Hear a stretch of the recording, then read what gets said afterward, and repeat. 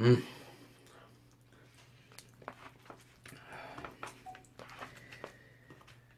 God, I love me some waffles.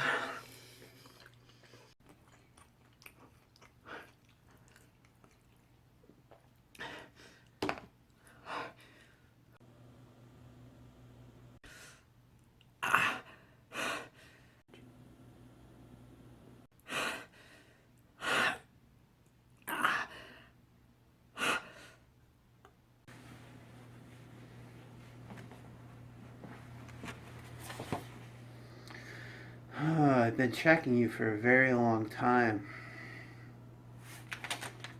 You know, you're very disappointing. I'm sorry I'm such a disappointment. You should know you aren't trying hard enough. I expect better. I'm doing my best. I swear to God. I'll do better on my next assignment, I swear. Not up for this next assignment. You're not powerful enough. You're not good enough. You're broken. You're worthless. You're not good enough. You are not worthy enough. You are not powerful enough to be a film fan. Do you understand me?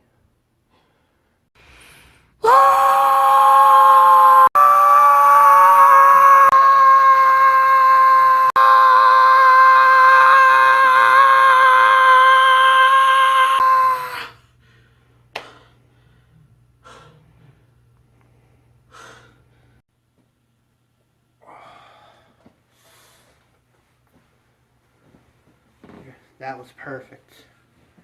I think you're ready to review Stranger Things Season 2. Ready to begin? I guess I have no other choice. Welcome, everybody, to Netflix Nights number 30, where I'll be talking about Stranger Things Season 2. And I guess there's no way out of it. He's just gonna continue to watch me. Well, let's get on with it, shall we?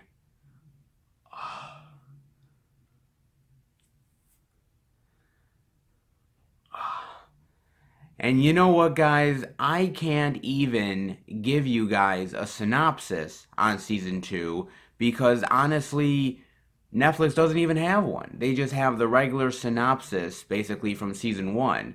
So I can't even give you what synopsis does Netflix have for us today because I got nothing for you guys. But I will say this much about the synopsis. It does take place about a year or so after the first season, and basically everybody is trying to get used to life after the first events of how it happened with the Upside Down and with 11, and the idea that basically all these characters are trying to move on with their lives, but basically the Upside Down is still around, and basically it's starting to creep more into the town of Hawkins, and it's starting to,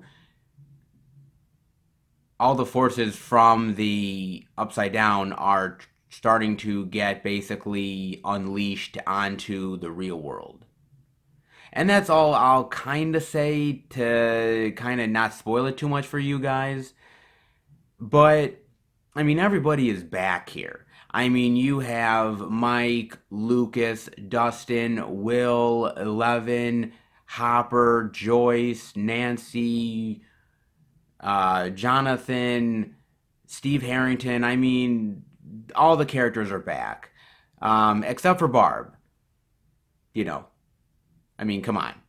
Did you really think Barb was gonna survive? She was dead, guys. She was never gonna come back. But other than her, I mean, all the characters are back here. And, you know, I will say this much about season 1 that season 1 was such a surprise, I think, for everybody. Because if you think about it, season 1 almost came out of nowhere. It was this cool little thing that happened, And the idea that you had season one, and everyone's like, okay, this is an interesting thing. It's sci fi, it has kids in it, it's set in the 80s. What is this? And the more you watched, the more you loved it. And you just felt like, I can't stop this. This is amazing. And it was a wonderful, wonderful, pleasant surprise. I think everyone really enjoyed it, myself included. And that was easy, right? A surprise hit came out of nowhere. The interesting thing about season two is now there's expectations. And now the idea that you have these people now waiting for a new season. Before it was a surprise, nobody saw it coming. Now people are actually waiting and anticipating and have expectations. And how does a show like Stranger Things deal with that? How do they deal with expectations? That's the interesting thing about it. And you know what? I'm going to right off the bat say that I think that they did a phenomenal job with this season. And I think the storylines are really interesting. Like I said, I won't go into too much spoilers, but I will say this that, 11 is back in here. Basically, she teams up with the character of Hopper, and you have their storyline going together. You have basically you have the Nancy, Jonathan, and Steve Harrington sort of love triangle going on there. You have Joyce having a new love interest and basically still being very protective of Will. You have that. You also have the scientists who are studying the Upside Down and whether they are good guys or bad guys. You have that storyline as well. You have the idea of Mike and the guys figuring out the mysteries of the Upside Down and uh, also being kids and getting into trouble as kids do. You have those storylines.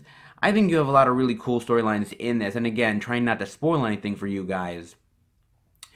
But I will say this much about, I think, the acting and the actors. I think all of them still do a great job. And what's great about these younger actors, right? And I've said it over these years to my friends about sort of Harry Potter, right? When you cast kids, young kids, there's a tendency to maybe cast wrong, right? Because you don't know how they're going to be years later. You're hoping that when you cast, that basically anything that they do later on is going to be just as good as when they were kids, or even better. And with Stranger Things, when we had these young kids in the first season, there's a tendency to be like, okay, they're kids. Still great acting, but you think to yourself, God, I hope these kids are still going to be good next year, the year after that, and the year after that, and so on and so forth. And thankfully, guys, they are still really good in season two here. Now, mind you, the kids are probably only a year or so older, but still, there's a lot of heavy baggage that these kids are put through in this season. Specifically, I think the character of Eleven and the character of Will, specifically. You have to remember, Will from last season, he was gone for most of the season. He was kidnapped and basically taken to the Upside Down, and so people were looking for him for most of the season. He didn't have much to do. So this season, there's a lot of heavy Will in this season, and he really pulls it off well. I mean, again, I'm not trying to spoil anything for you guys, but he does get possessed by something. And being possessed by it is, and him being possessed and everything that goes into that is really amazing, guys. I mean, he goes for it big time and it shows. It really honestly shows, guys. And the thing about it, honestly, is that he does a phenomenal job acting. You believe him. You believe when he's in pain. You believe when there's another sort of entity talking through him. You believe all that stuff because you're buying into it, and he works. It's perfect. And I love it so much. She's absolutely fantastic in it. I think that Millie Bobby Brown, who plays, of course, 11, I think she's fantastic in this. I think she has more emotional weight to go through in this.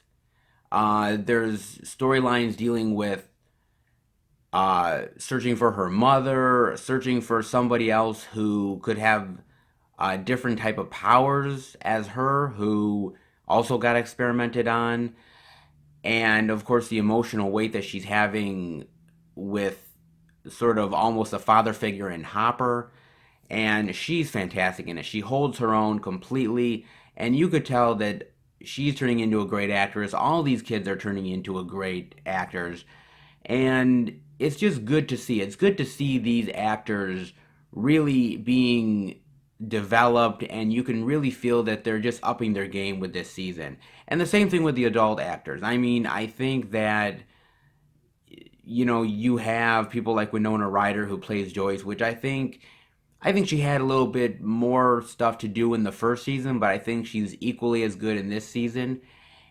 And I think the character Hopper is still great. I think he's awesome in it. And I think all the actors really do a great job. I think the character of Nancy is really still really developed. I think Jonathan and Steve Harrington, especially Steve Harrington, because in the first season you could almost see Steve Harrington as sort of, I don't want to say a bad guy, but I guess if you guys wanted to call him a bad guy, you could.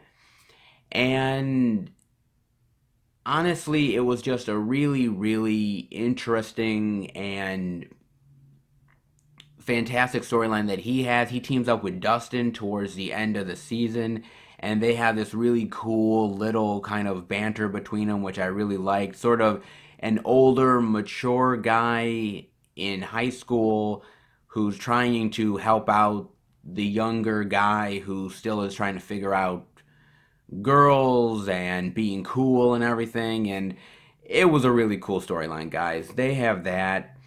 And there's also some new characters as well. You have Paul Reiser coming in here and playing the lead scientist who is taking over for figuring out what's wrong with the Upside Down and how to close it, and, you know, trying to sort of bring stability to the whole town, I guess.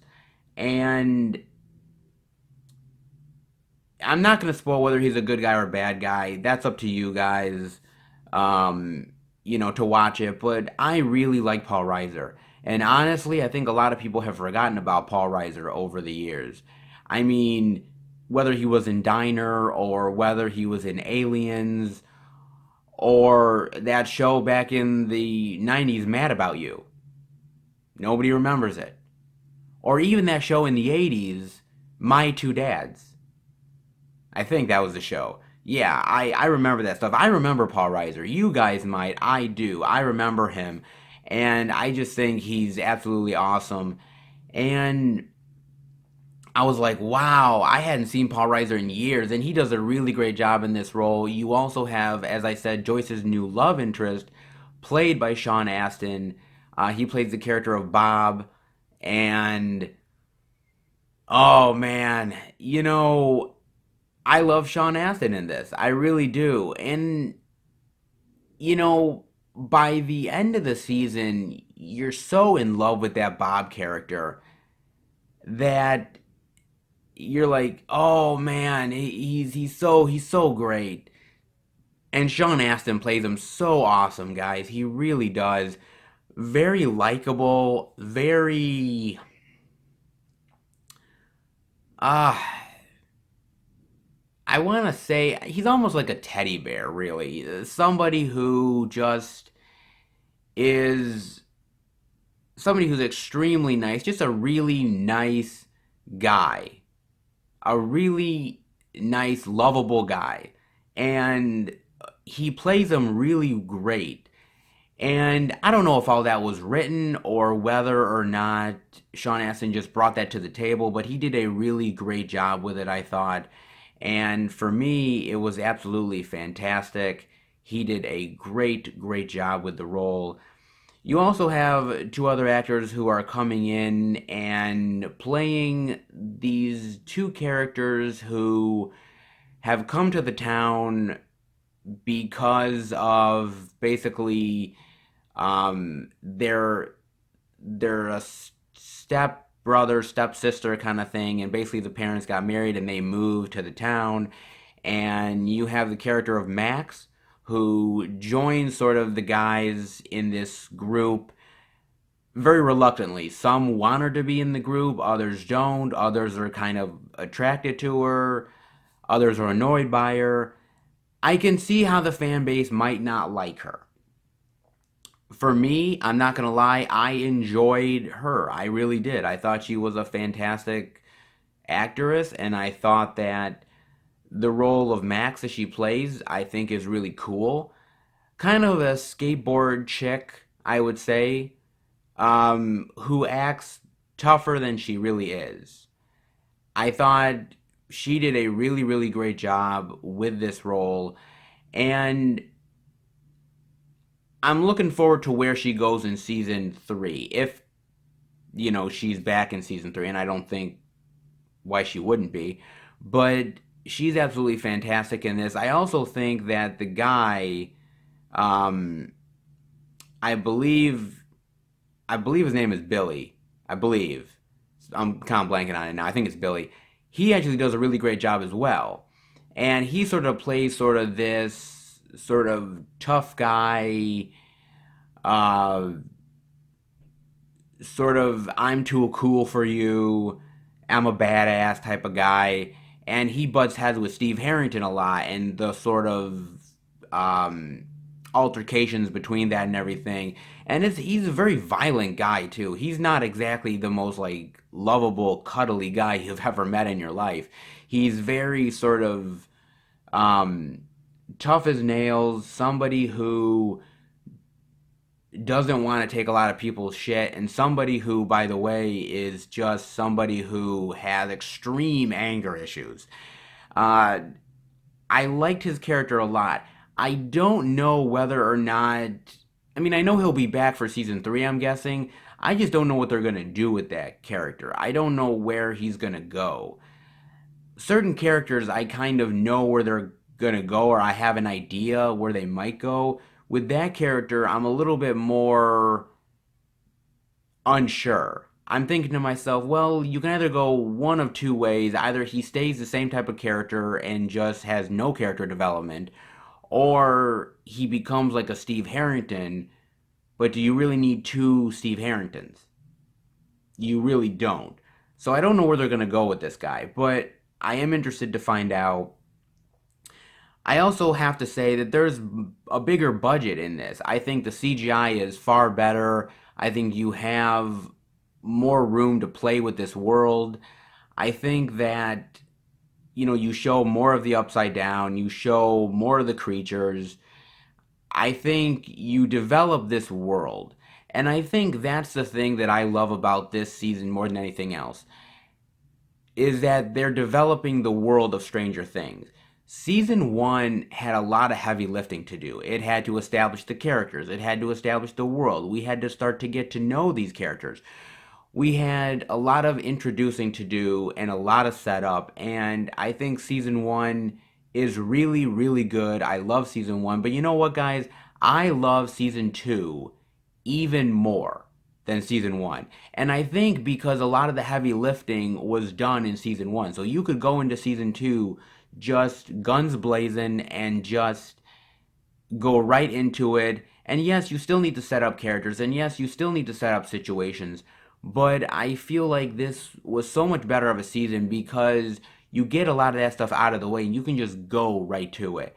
And I thought, again, you just had such great cast, such great directing, and the Duffer Brothers do such a great job with this show. They develop it so well, whether it's the references to Ghostbusters or The Thing, Breakfast Club. I mean, they put all these 80s references in there, and it just feels to me like such a fantastic, fantastic show that to me, I just can't wait for season three, guys. I kind of have hints and ideas because at the end of season two, they kind of hint at yes, the upside down is still there. It's not going away. It's going to come back. There's this entity that wants revenge, kind of thing. There is that. But I just really am curious about these kids, about the storylines. I mean, for me, it's honestly a must watch, guys. If you haven't even watched season one, go ahead and watch season one first. But if you guys are really honestly interested in 80s, in science fiction, if you love sort of those old school 80s films like I do, yeah, it's a no brainer. Watch Stranger Things season two. You guys are really going to enjoy it, honestly. It's so fantastic.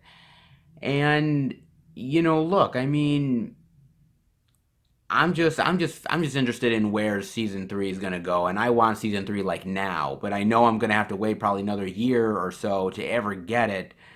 But it's gonna be well worth the wait. It's gonna be, and honestly, it's just an absolute blast to watch. Yeah, I love this show, guys. I just really do. It's honestly one of my must watches. It's absolutely fantastic. But that'll do it for Netflix Nights number 30. I hope you guys enjoyed it. If you did, definitely give it a thumbs up. If you're new to the channel, welcome. I hope you've enjoyed the video and I hope you enjoy the content on the channel. Check out the Blu-ray DVD out and about. Check out the movie reviews. Check out the Blu-ray pickups. Check out all of the other Netflix nights. And if you guys like what you see, definitely hit subscribe and become part of the Film Fan Nation. I want this nation to grow and I want you guys to be a part of it. All right. Let's try to see what I can do about dealing with this guy. All right. So how'd I do? You did well. You passed. But we're still not letting you go. It's time to go to the dark room. I don't want to go. Please, please don't. I don't want to go to the dark room. Please. I swear to you, I don't want to go.